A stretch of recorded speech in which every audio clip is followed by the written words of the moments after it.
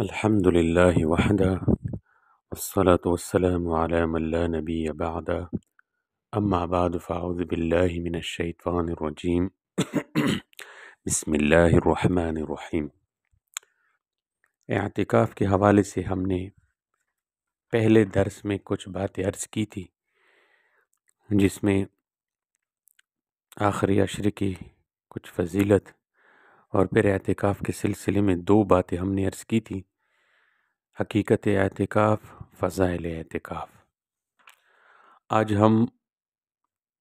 اعتکاف کے متعلق دوسری بات شروع کر رہے ہیں، جس میں معتکف کے لیے کچھ دستور العمل ہیں کہ اپنا اعتکاف، اس کا وقت، اس کو کیسے قیمتی بنایا جائے اور کون کون سے کوتاہیاں ہے جن سے بچا جائے۔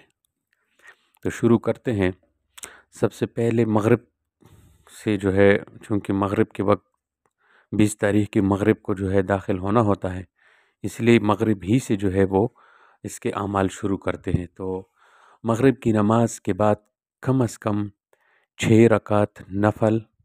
اور زیادہ سے زیادہ 20 رکعت نفل اوابین ادا کریں۔ اس کے بعد مختصر کھانا اور آرام، پھر نماز عشاء کی تیاری،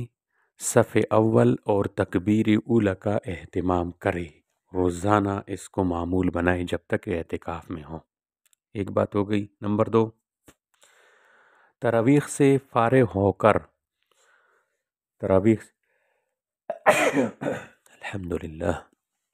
تراویح سے فارغ ہو کر علم دین حاصل کرنے کی نیت سے کسی مستند اور معتبر دینی کتاب کا مطالعہ کرے، یا کسی مستند عالم دین کا اس مسجد میں درس ہو رہا ہو تو ان کے درس میں شرکت کرے۔ اسی طرح شب قدر میں مطالعہ سے فارغ ہو کر، یعنی جن راتوں میں شب قدر کی وہ چانس ہوتا ہے، 21، 23، 25، 27، تو اس میں مطالعے سے فارغ ہو کر جب تک طبیعت میں بشاشت رہے، ذکر، تلاوت اور نوافل میں مشغول رہے، اور جب سونے کو دل چاہے تو پوری طرح سنت کے مطابق قیلولہ کرے، یعنی قیلولہ ہو کر سو جائے۔ اچھا، شب قدر کی تمام راتوں میں یہ دعا اہتمام سے کرے: اللہم انک عفو تحب العفو فاعف عنی، اللہم انک عفو تحب العفو فاعف عنی، اے اللہ بے شک آپ معاف کرنے والے ہیں، معافی کو پسند کرتے ہیں، مجھے بھی معاف کر دے۔ 2 باتیں ہو گئی۔ تیسری بات، صبح صادق سے تقریباً 1.5 گھنٹہ پہلے، صبح صادق سے تقریباً 1.5 گھنٹہ پہلے بیدار ہو جائے، طبعی ضروریات سے فارغ ہو کر سنت کے مطابق وضو کرے اور تحیۃ المسجد، تحیۃ الوضو اور تہجد کی نفلیں ادا کرے، پھر کچھ دیر ذکر، تسبیح اور استغفار میں مشغول رہے، پھر خوب رو کر اپنے تمام مقاصد حسنہ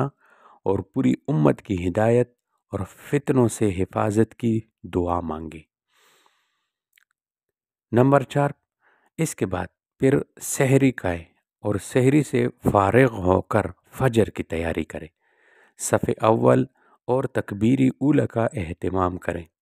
جب تک نماز کے انتظار میں رہیں استغفار کرتے رہیں۔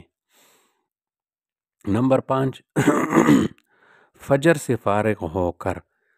صبح کی مسنون دعائیں پڑھے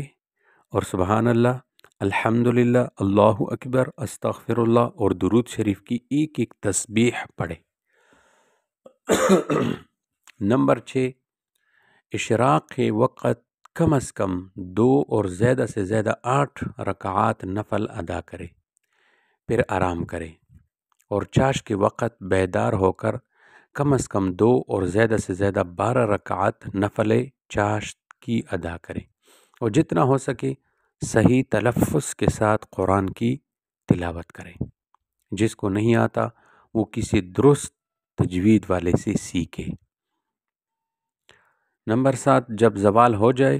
اور ممنوع جو وقت ہے وہ گزر جائے تو 4 رکعت نفل سنن زوال ادا کرے اور نماز ظہر کے بعد انتظار میں صف اول اور تکبیر اولی کا اہتمام کرے۔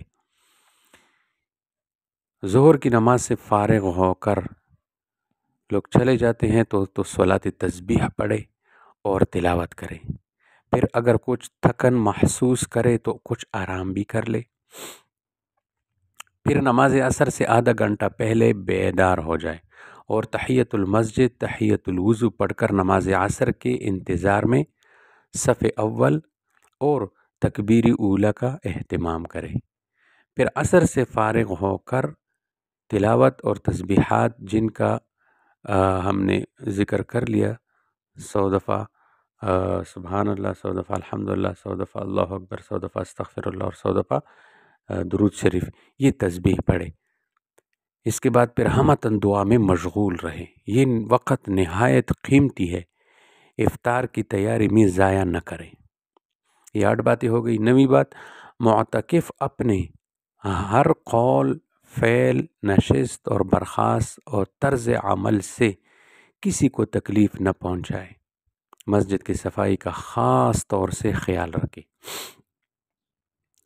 نمبر 10، بعض باتیں ہر حال میں حرام ہے لیکن اعتکاف میں ان کا کرنا اور بھی برا ہے، مثلا غیبت کرنا، چغلی کرنا، لڑنا اور لڑانا، جھوٹ بولنا، جھوٹے قسمیں کھانا، بہتان لگانا، کسی مسلمان کو ناحق ایذا پہنچانا، کسی کے عیب تلاش کرنا، کسی کو رسوا کرنا، تکبر اور غرور کی باتیں کرنا، ریاکاری کرنا، موبائل کے اندر کبھی فیس بک، کبھی یوٹیوب اور فضولیات میں جو ہے وہ ان کو دیکھتے رہنا، نامحرموں کو دیکھتے رہنا،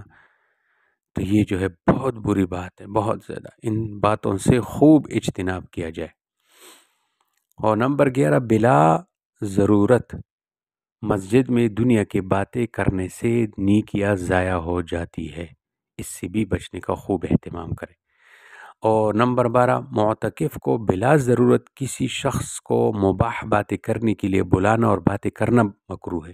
اور خاص اس عرض سے محفل جمانا ناجائز ہے کہ آؤ تھوڑی سی باتیں کرتے ہیں۔